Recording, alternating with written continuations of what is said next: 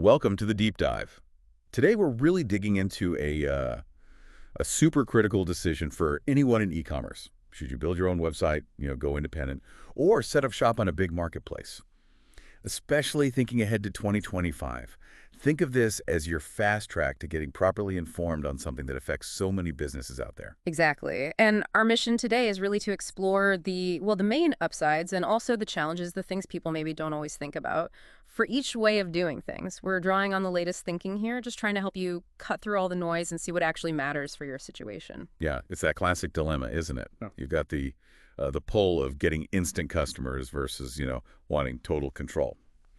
Okay, let's unpack this for you. So let's jump right into marketplaces first, like Amazon, Etsy, those places.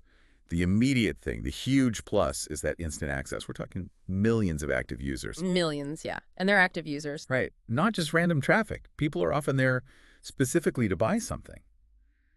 That's a totally different starting point than trying to get someone to, remember your new website address. Completely different. Plus, it's generally easier to get started, right? They have built-in tools, manage your store stuff, takes away a lot of the technical worry. And the trust factor.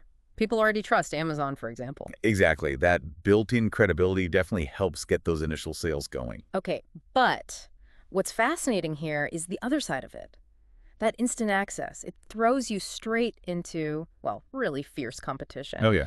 You've got thousands of other sellers, sometimes selling almost the exact same thing. Trying to stand out it's tough, a really big job. Very true. And then there are the fees. You absolutely have to talk about the fees, whether it's a percentage or a flat rate per item. They add up fast. They really do. And it's not just that they add up, they can seriously squeeze your profit margins. Yeah. Sometimes you might even have to price higher than you'd like just to cover them. But maybe the biggest thing, long term anyway, is that you don't own the customer data. Right.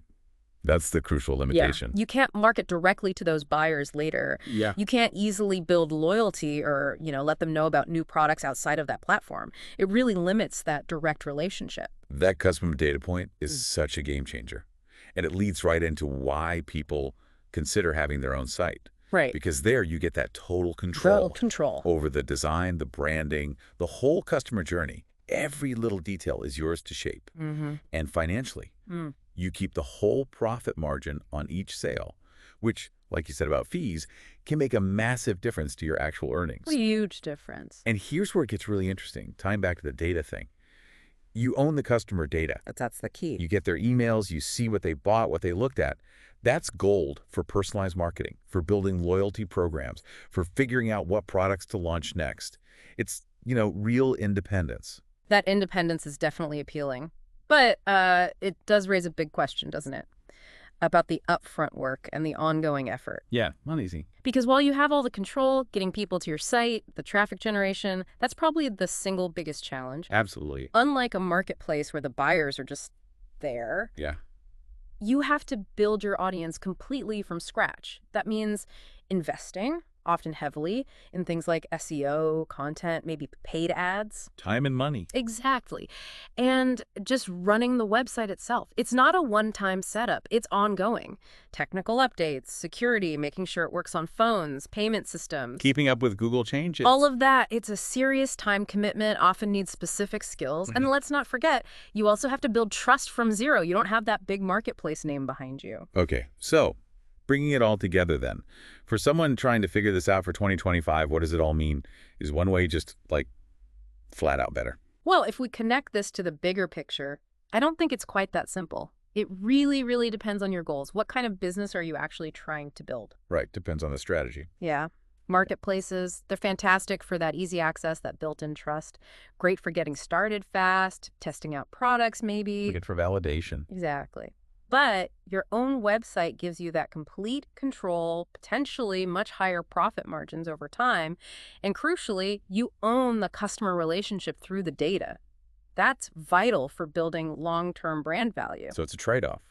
It is. And what's really interesting is that, many successful sellers don't just pick one. They actually use both strategically. Hybrid approach. Precisely. They might use marketplaces for reach and discovery and their own site for building the brand and nurturing those customer relationships. It's not always an either-or choice.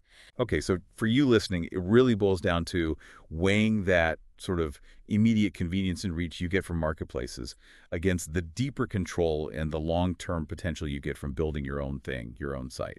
Yeah, and maybe the final thought to leave you with is this. As you plan your e-commerce path, don't just focus on the immediate sales figures. Really think about the strategic value. How important is building those direct customer relationships to you? How valuable is owning your data for the future of your brand? Even if you're considering using both platforms, ask yourself, which part of your business's future are you prioritizing most? Is it the quick transaction today, or is it building that lasting brand loyalty for tomorrow? Something to really mull over.